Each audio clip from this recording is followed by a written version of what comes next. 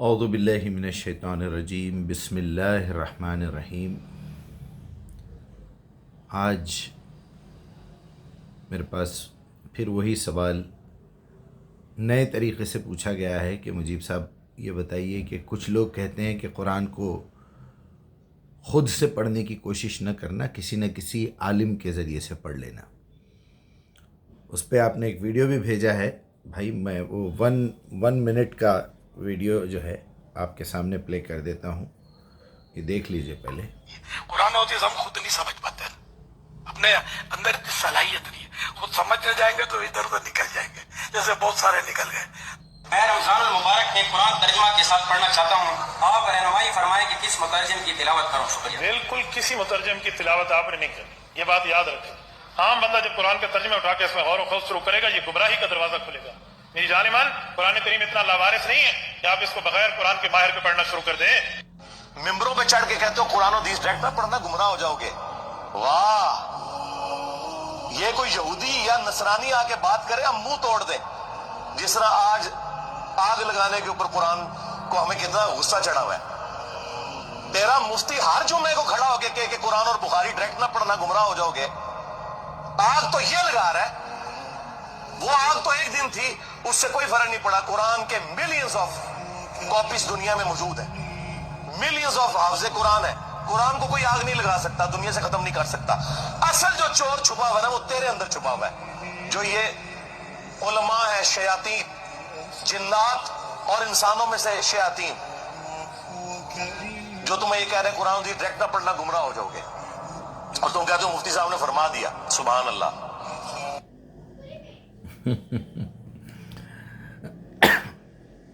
میں آپ کو بس اتنا ہی جواب دوں گا، کئی بار دے چکا ہوں، میں بھی جذبات میں آ جاتا تھا، اب تو مجھے ہنسی آ رہی ہے ان لوگوں پہ۔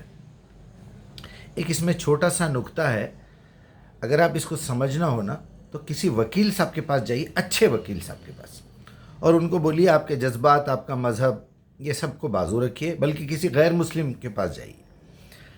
دیکھیے کیا نزاکت ہے اس بات کے اندر۔ یہ جو نالائق بعد میں یہ والا، یہ نالائق، یہ والا، یہ میرے خیال میں تبلیغی جماعت کا ہے، یہ تو بریلوی ہے، کٹر مشرک، اور یہ جاہل ہے، اور یہ بھی جو ہے وہ مکسچر بنا ہوا ہے محمد علی ہمارا۔ چلو خیر، وہ بیچارہ پھر بھی بہت گرمی میں آ کے، میں آپ کو ایک پوائنٹ کی بات بتاؤں، وہ یہ ہے، تو وکیل صاحب سے آپ جب پوچھیں گے تو انہوں بولیں گے کہ بھائی اس کے اندر ایک ہی زبان سے، ایک ہی منہ سے دو الگ الگ قسم کی باتیں کر رہی چل رہی ہیں کہ قرآن ڈائریکٹ نہ پڑھنا، خبردار اگر کسی کا ترجمہ لے کے پڑھیں گے تو گمراہ ہو جائیں گے۔ تو میرے بھائی، وہ ترجمہ لکھنے والا بھی تو کوئی نہ کوئی عالم ہی تھا نا۔ میں اگر ترجمہ پڑھوں گا تو کسی نہ کسی عالم کا پڑھوں گا، تو پھر یعنی کوئی زندہ عالم سے پڑھنا ہے، کسی مر چکے عالم سے یا اس کی لکھی ہوئی کتاب پڑھیں گے تو گمراہ ہو جائیں گے۔ اچھا، تو ذرا براہ کرم آپ یہ بھی فرما دیجئے کہ وہ کس مسلک کا ہو، کس فرقے کا ہو، کون سا دکاندار ہو، کون سا دلال ہو، دلال یہ جو دلالی کرتے ہیں نا، گندے کام کرتے ہیں، کون سے دلال کی کتاب میں پڑھوں، کون سے دلال کا ترجمہ پڑھوں، یا کون سا دلال جو اپنی دلالی کی دکان لگایا ہوا ہے، ذرا یہ بھی فرما دیجئے آپ۔ ذرا دیکھیے، اب محمد علی صاحب جواب دے رہے ہیں تو یہ دے رہے ہیں کہ بھائی انہوں قرآن کے ساتھ بخاری بھی لگا دی ہے ساتھ، کیونکہ انہوں ہیں بخاری مسلم کے دیوانے۔ میرے بھائی، سیدھے عربی سیکھیے۔ یہ بات اکیلا میں کہہ رہا ہوں، صرف اکیلا میں۔ آپ کسی بھی مترجم کو لائیے، کسی بھی مولوی کو سنیے، بہت کم لوگ گنے چنے ایسے ہیں، جیسے اسرار صاحب کہتے تھے کہ خود کیوں نہیں پڑھتے، خود کیوں نہیں پڑھتے۔ اچھا ٹھیک ہے، اور ایک پوائنٹ کی بات بتاتا ہوں، ایک بار آپ کے مولوی سے پڑھ لوں گا میں، ٹھیک ہے، پھر رکھ دوں، تاخچے میں رکھ دوں، بس اس کو کھولنا نہیں ہے، پھر سے پڑھنا نہیں ہے۔ پھر جب وہ مکمل ہو جائے گی، چلیے تفسیر بھی پڑھ لیتا ہوں میں، احمد رضا کی تفسیر پڑھ لیا، طاہر الپادری کی پڑھ لیا، پھر اشرف علی تھانوی کی پڑھ لیا، مودودی صاحب کی پڑھ لیا، اور غامدی صاحب کی بھی پڑھ لیا، اسرار احمد صاحب کی، میں تقریباً 21-22 تفسیریں پڑھ چکا ہوں، ترجمہ تو دور کی بات ہے، تفسیریں پڑھ چکا ہوں۔ اس کے اوپر پھر کوالیفیکیشن یہ ہے کہ عربی کا کورس کر چکا ہوں، ان سب سے بہتر ترجمہ کر سکتا ہوں. کیوں؟ کیونکہ عربی زبان سیکھنا تو بہت ہی معمولی بات ہے، 3-4 مہینے 6 مہینے کا کورس ہے. اس کے بعد جب آپ عربوں میں رہتے ہیں تو ان کے محاوروں سے واقف ہوتے ہیں، وہ غصے میں آئے تو ان کا لہجہ کیا رہتا، وہ کب کیسی بات کرتے، وہ کیا ہے. تو پھر آپ کے سارے یہ جتنے دلال ہے سب ایک ہی ترجمے پہ اکتفا کرنا تھا نا. آپ یہ کیوں نہیں بولتے کہ بھائی آپ خود عربی سیکھیے، آپ خود.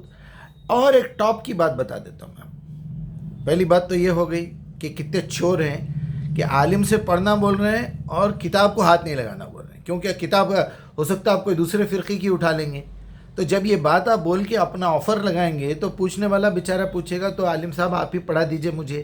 تو آپ اپنی دیوبندی مسلک سکھائیں گے اس کو، کوئی اہل حدیث مسلک سکھائے گا جوناگڑھی کا بنائے بیان کر کے، کوئی قادیانی پڑھائے گا، کوئی رافضی پڑھائے گا، کوئی یہ خبیث پڑھائے گا، کوئی یہ آپ کا جو بریلوی پڑھائے گا. یعنی آپ انہی 4-5 دکانوں میں پھرتے رہنا ہے. واہ واہ واہ. یا پھر ایک نئی دکان کھولنا ہے آپ، اگر آپ کے دل میں نیت اچھی نہیں ہے، حرامی قسم کے ہیں آپ بھی، دلال ٹائپ کے ہیں، تو آپ ایک اپنا نیا فرقہ بنائیں گے. جیسے وہ ایک نیا نالائق نکل گیا شکیل حنیف، اس کا تو بیچارے کا آج تک کوئی ویڈیو بھی دیکھنے کو نہیں ملا. قرآن کا ترجمہ لکھنا، یہ کرنا. بیچ میں پرویز صاحب آ گئے تھے. پاکستان میں ایسے بہت نکلتے ہیں کچھ نہ کچھ، اچھے آدمی تھے وہ بھی.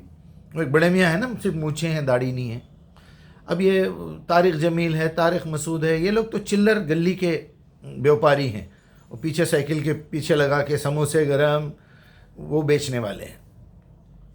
اور وہ بیچارہ توصیف الرحمان، چیخنا پکارنا، یہ احمد نقشبندی، اس طرح کے چلر مارکیٹ میں فٹ پاتھیا جسے کہتے ہیں آپ. اب اس سے اوپر اور آخری بات بتا رہا ہوں میں، وہ یہ ہے کہ آج تک کسی عالم نے یہ نہیں کہا کہ آپ کو قرآن ایک بار پڑھ کے چھوڑنے کا نہیں ہے. یہ سانس سے زیادہ ضروری ہے. جسم کے لیے جس طرح سانس ضروری ہے، اسی طرح آپ کی روح کے لیے، آپ کے نفس کے لیے قرآن کمپلسری ہے، مینڈیٹری ہے. جس دن سے آپ پیدا ہوئے ہیں، جس دن سے بولنا سننا سمجھنا سیکھے ہیں، ماں کا یہ کام ہے کہ وہ بچے کو الف ب ت دیوار پہ لکھ کے دے.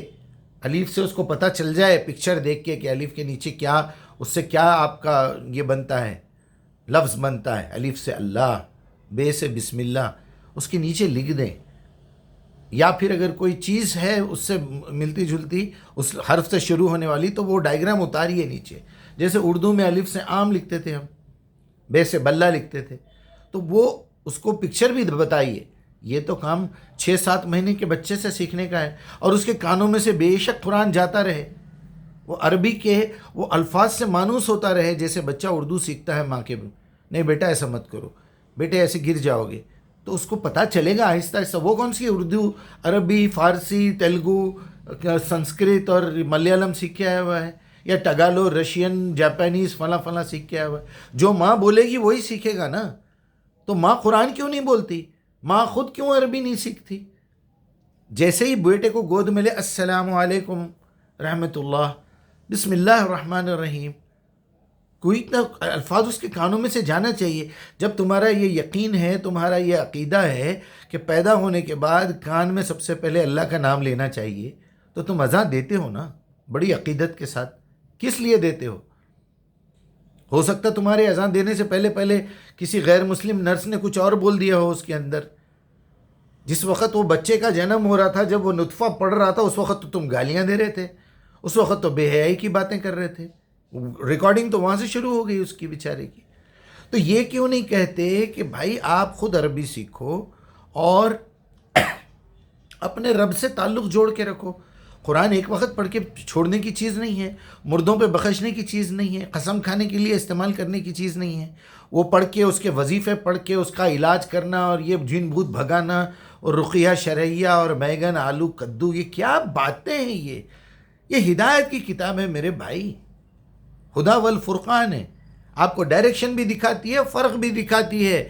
جنت کے راستے میں جاتے وقت یہ کچرا ملے گا، اس کو ہٹاتے ہوئے، راستہ صاف کرتے ہوئے. جو لوگ گمراہ ہیں، جو لوگ رکے ہوئے ہیں، جو لوگ نہیں سمجھ رہے، ان کا ہاتھ میں ہاتھ لے کے پکڑ کے چلتے ہوئے جانا ہے. اتنی سی بات ہے بس. اس کو تماشا بنا کے رکھا ہوا ہے. میں ایک آیت سیکھوں گا، ایک آیت پڑھوں گا. جیسے 23 سال میں قرآن نازل ہوا، آپ 23 سال میں حفظ کیوں نہیں کرتے صاحب؟ اگر ہم کو بچپن سے 7 سال کی عمر سے مجھے نماز پڑھانے کا طریقہ سکھایا گیا تو 7 سال کی عمر سے مجھے لکھنا بھی سکھائیے آپ کچھ نہ کریں بسم اللہ الرحمن الرحیم سورہ فاتحہ لکھ کے بچے کو سورہ فاتحہ لکھنا بھی سکھائیے، یاد کرنا بھی سکھائیے، اس کا ایک ایک لفظ کے معنی بتائیے، آگے بڑھتے جائیے۔ کیا ضروری ہے؟ ہو سکتا ہے آپ 1 مہینے میں سورہ فاتحہ سیکھیں، سیکھتے وقت آپ کے بچے کو لکھنا بھی آ جائے گا۔ کیوں؟ وہ جو ہے A for apple B for boy لکھ سکتا ہے 4 سال کا بچہ، تو یہ الف سے اللہ نہیں لکھ سکتا؟ کیا پاگل پن ہے یہ؟ بے شک آپ پڑھائیے، دنیا کا آپ جہاں پیدا ہوئے ہیں، آپ جس مذہب میں ہیں، جس فرقے میں ہیں، وہ سکھائیے، لیکن یہ اللہ کی کتاب ہے اور اللہ تو سب کا ایک ہی ہے، اکیلا ہی خالق اور مالک ہے نا۔ اس سب کو، انسانوں کو وہاں تک جانا چاہیے نا، اس سے تعارف ہونا چاہیے نا اپنے بچے کا۔ ایک ایک آیت اس کو لکھنا آ جائے گا، اس کی تجوید ٹھیک ہو جائے گی، وہ حافظ بھی بن جائے گا، اس کا مترجم بھی بن جائے گا، اس کا مفسر بھی بن جائے گا، اس پر اس کا عمل کرنا بھی شروع کر دے گا۔ کیوں نہیں سکھاتے آپ؟ 23 ایئرس میں آپ قرآن حفظ نہیں کر سکتے، جبکہ آپ کو معلوم ہونا چاہیے اس کے اندر 77% ریپیٹیشن ہے۔ آپ ایک مرتبہ اللہ کا نام لکھنا سیکھ لیں گے، 2851 ٹائمز ہے اللہ کا نام پوری قرآن میں، اتنے بار سے بچ گئے آپ، بچے کو اللہ کا نام معلوم ہو گیا۔ الحمد لکھ لیے تو بس ہے، الحمد پوری قرآن میں کتنے مرتبہ ہے دیکھ لیجئے آپ۔ ایسے کئی لفظ ہیں جو سینکڑوں مرتبہ ہے، 20 مرتبہ ہے۔ تو ایسے الفاظ تو سیکھنا بہت آسان ہے۔ جب قرآن 23 ایئرس میں نازل ہوا، اس کے اندر ریپیٹیشن بھی موجود ہے، تو آپ 75% ریپیٹیشن نکال دیں گے تو 25% بچ گیا نا بھائی۔ کیا 25% قرآن آپ 23 سال میں یاد نہیں دلا سکتے اپنے بچے کو؟ میں تو بارہا کہتا ہوں، آپ یاد دلائیے۔ نمازوں کی پابندی کی بات کرتے ہیں، آپ نماز کیوں پڑھتے ہیں؟ قرآن سیکھنے کے لیے نماز پڑھ رہے ہیں آپ، اس کے علاوہ اور کام کیا ہے؟ آپ بول رہے ہیں نماز پڑھنے سے برکت ہوتی، نماز پڑھنے سے صحت اچھی رہتی، یہ کیوں نہیں بولتے نماز پڑھنے سے آپ کو قرآن سیکھنے کا موقع ملے گا؟ یہ ہمارے امام صاحب ہم کو کیوں نہیں بتاتے؟ بتانا چاہیے نا، خیانت ہے نا یہ۔ ہر امام سے میری یہ گزارش ہے، ہر عالم سے میری یہ گزارش ہے، آپ ذرا سورہ بقرہ کا 159 پڑھیے، یہ آپ لوگوں کے لیے ہے۔ جو لوگ قرآن چھپاتے ہیں، اللہ کی لعنت ہے ان کے اوپر، اللہ کی لعنت ہے ان کے اوپر۔ کیوں نہیں سمجھا رہے بھائی؟ چلیے میں اپنا ترجمہ پڑھ کے اس کا اپنی بات ختم کرتا ہوں۔ میرے بھائی، میں کیا جواب دوں ان نالائقوں کا؟ وہ بیچارہ محمد علی بھی کسی لیول کا نالائق ہے، اس سے آگے کی سوچ لائیے نا۔ نہیں پڑھنا آپ بول دیے بھائی، کسی عالم کے بغیر خود قرآن مت پڑھیے، ٹھیک ہے نا بھائی؟ ایک راستہ اور بھی ہے، میں آپ کے ایک بار عالم سے پڑھ لیتا ہوں، دوبارہ دوسرے عالم سے پڑھتا ہوں، دوسرے فرقے کے، ایک بار کسی جا کے رافضی کے، شیعہ کے، قادیانی کے عالم سے پڑھ لیتا ہوں۔ ایک پہ مطمئن ہو کہ کیوں بیٹھے ہوئے آپ اپنی دکان کھول کے؟ قرآن تو چھوڑنے کی چیز تو ہے نہیں، تو ذرا اس کے آگے کا بھی سوچئے۔ اللہ کے نبی نے کہا تھا کہ ایک حرف کے اوپر 10 نیکیاں ملیں گی، الف لام میم کے 30 نیکیاں مل گئے، تو بغیر سمجھے کہ پڑھنے پہ اگر 10 ہے تو سمجھ کے پڑھنے پہ 100 نیکیاں ہیں ایک حرف کے اوپر، اس پہ عمل کرنے سے 1000 نیکیاں ہیں، اور اگر اس کو دنیا تک پہنچائیں گے تو 10,000 نیکیاں ملیں گے۔ اگر میں الف لام میم آپ کو سکھا دوں اور آپ پڑھ لے کے 30 کما رہے ہیں، تو میں تو آپ کو سکھا رہا ہوں، مجھے 30,000 نیکیاں ملنا چاہیے نا، کیونکہ میں اس کو پڑھ بھی رہا ہوں، لکھ بھی رہا ہوں، سیکھ بھی رہا ہوں، اس کا مطلب بھی سمجھ رہا ہوں، دنیا کو بھی پہنچا رہا ہوں، اس پہ عمل بھی کر رہا ہوں۔ بتائیے یہ پوری حدیث کیوں نہیں سناتے آپ؟ پوری بات کیوں نہیں سناتے؟ چلیے سورہ بقرہ کی 159 یہ کلیئر ہو گیا۔ ان الذین یکتمون ما انزلنا من البینات والہدی، بے شک جو لوگ، یکتمون چھپاتے ہیں، ان الذین بے شک وہ لوگ، یکتمون چھپاتے ہیں، ما انزلنا جو کچھ ہم نے نازل کیا ہے، من البینات جبکہ واضح طور پہ کھلے ہوئے مثالوں کے ساتھ، بہت ہی ایزی، والہدی اور اس کے اندر ہدایت بھی ہے، من بعد ما بینا للناس فی الکتاب جبکہ بیان کے ساتھ ساتھ انسانوں کے لیے اس کے اندر جو ہے ہدایت بھی ہے، اور کتاب میں سے نازل کیا جا رہا ہے، من الکتاب فی الکتاب جو لکھا ہوا ہے کتاب میں، اولئک ایسے ہی لوگ، یلعنہم اللہ اللہ ان پہ لعنت کرتا ہے، اللہ کی لعنت ہوتی ہے، اور یلعنہم اللاعنون اور تمام لعنت کرنے والوں کی لعنت ہوتی ہے۔ یہ تمام چیلنج کے ساتھ بول رہا ہوں, اگر کسی میں دم ہے تو میرے سے بات کرے آ کے. یہ آپ چھپا رہے ہیں. کوئی امام صاحب جب تک یہ نہ بولے کہ میں یہ آیت پڑھنے والا ہوں, اس کا یہ ترجمہ ہے, بھلے آپ اتنی سی چھوٹی سی آیت انا للہ و انا الیہ راجعون پڑھ دیجئے, لیکن بتائیے میں یہ آیت پڑھنے والا ہوں, اپنا دماغ یہاں رکھیے. لیکن اس بیچارے کا بھی مسئلہ ہے, کیونکہ وہاں ایک گینگ بیٹھی ہوئی ہے غنڈوں کی. وہ مسجد کی کمیٹی کے آخری درجے کے ذلیل لوگ ہیں. آپ نکالیے, ہزاروں میں سے بھی شاید ایک دو نہیں نکال سکیں گے اچھی کمیٹی. آخری درجے کے غنڈے, روز فٹ پاتھوں پہ بیٹھ کے کرسیاں ڈال کے بکواس کرنا, چچوری باتیں کرنا, وہی یوٹیوب کے قصے سنانا, لوگوں کی غیبت کرنا, لوگوں پہ تہمتیں لگانا. وہ غنڈے اس امام کو گھر کا نوکر, باغ کا مالی اور کتے بلیوں کو پالنے والا, کھانا کھلانے والا, ان کا فضلہ اٹھانے والا نوکر سمجھتے ہیں. مسجد میں جھاڑو دینے والا, حمام دھونے والا مہتر سمجھتے ہیں. اس لہجے میں بات کرتے ہوئے میں نے دیکھا ہے. اور وہ بیچارہ تو گھر کا ریجیکٹڈ مال ہے. وہ انجینئرنگ نہیں کر سکتا تھا, وہ ڈاکٹر نہیں بن سکتا تھا, کوئی اچھا کام نہیں کر سکتا تھا, کوئی اچھا اکاؤنٹنٹ, کوئی اچھا سائنٹسٹ نہیں بن سکتا تھا, کوئی اچھا ٹیکنیشین, کوئی اچھا ٹیلر, کوئی اچھا لوہار, کوئی اچھا کارپینٹر, کوئی اچھا معمولی ٹیکنیشین نہیں بن سکتا تھا, الیکٹریشین نہیں بن سکتا تھا. اس لیے آپ نے اس کو پہلے مولوی گیری سکھائی, اور وہ مولوی کے مدرسے آخری 3rd کلاس. جاہل ہے. کسی میں ہمت تو بات کرے میرے سے آ کے. یہ زنخوں کی طرح, عورتوں کی طرح نیچے کامنٹس لکھنا, یہ زنخوں کا, ہجڑوں کا کام ہے. اگر کسی کو اپریشیٹ کرنا ہے, سبحان اللہ, الحمدللہ, آپ نے بڑی اچھی بات کی, آپ کا مجھے نمبر چاہیے, میں آپ سے بات کرنا چاہتا ہوں, یہ شریف لوگوں کا کام ہے, مردوں کا کام ہے. اور بھی منافقین ہیں بیچ میں, جانے دو, سننا ہی نہیں اس کی باتیں. میں شروع سے سنا, اس کے بعد چھوڑ دیا مجیب صاحب. جب آپ کا غصہ دیکھا تو چھوڑ دیا. کیوں ہے بھائی آپ اتنے بزدل؟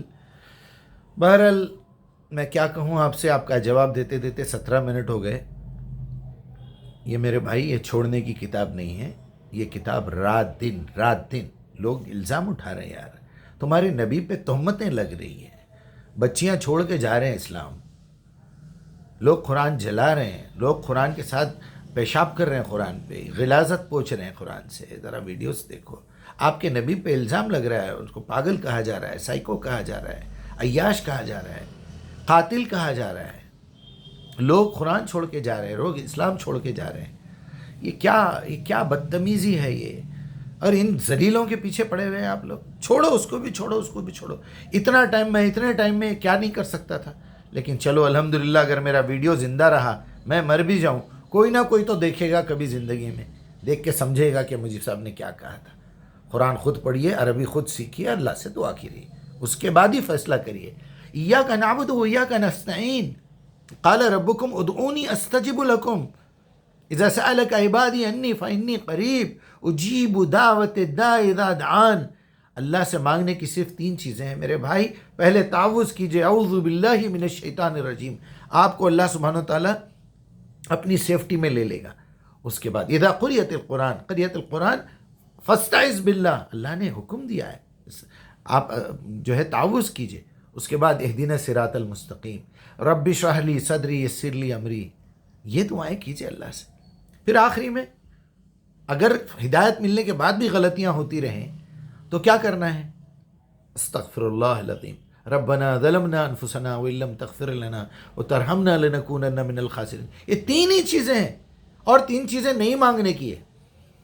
میں اس کو انشاءاللہ بیچ میں کٹنگ کر کے شارٹ بھی بنا دوں گا. آپ دولت سے ریلیٹڈ کوئی دعا مت کیجیے اللہ سے, بیماری سے ریلیٹڈ کوئی دعا مت کیجیے, اولاد سے ریلیٹڈ کوئی دعا مت کیجیے. یہ چیزیں آپ کو امتحان لینے کے لیے رکھی گئی ہیں. یہ مانگیں گے تو آپ اپنی بھی توہین کریں گے, قرآن کی بھی توہین کریں گے, رسولوں کی بھی کریں گے, کتاب کی بھی کریں گے, اللہ کی بھی توہین کریں گے. شرم آنی چاہیے یار. اللہ بار بار مثالیں دے رہا ہے. مشکل تو یہ ہے کہ کیا میں ایک بیان میں پوری قرآن سناؤں آپ کو؟ تم یہ پرندوں کو نہیں دیکھتے کیا یہ لوگ اپنا اناج اپنی پیٹھ پہ لے کے پھر رہے ہیں؟ تم کو شرم نہیں آتی؟ تم انسان ہو کہ اللہ سے بھیک مانگتے پیسوں کی. بیمار ہے تو جا کے علاج کراؤ بھائی. هو الذی خلق لکم ما فی الارض جمیعا, یہ زمین کے اندر دنیا بھر کی دوائیاں موجود ہیں. اللہ نے انبیاء کو حکم دیا جاؤ دوا کھاؤ. میرے سے کیا بول رہے ہیں تم؟ اولاد نہیں ہو رہی, ٹھیک ہے, جا کے علاج کرا کے دیکھو. اس کے بعد بھی نہیں ہو رہی تو تمہارے لیے رکھا ہی نہیں ہوں میں پھر اولاد. بس چلیے بھائی، اللہ رحم کریں. السلام علیکم.